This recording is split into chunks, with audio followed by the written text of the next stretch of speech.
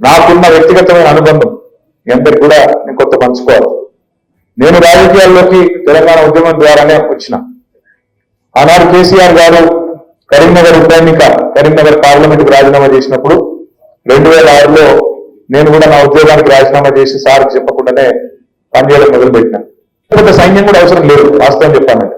గంగి గోవు పాలు గరికలైన చాలు. అర్థమైందా?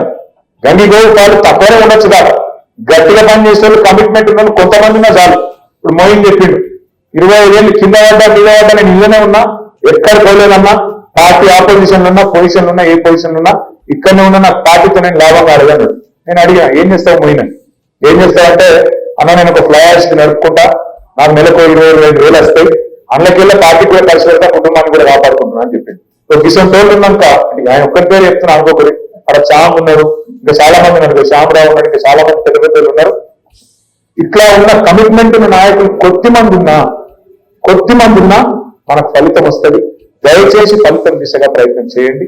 ప్రవీణను, కాగజ్ నగర్ను 100% రాజకీయంగా కరెక్ట్ నిర్ణయం తీసుకొని కరెక్ట్ గా ముందుకు తీసుకుపోయే బాధ్యత సార్తో చర్చించిన తర్వాత నాది అని చెప్పి కూడా మీకు తప్పకుండా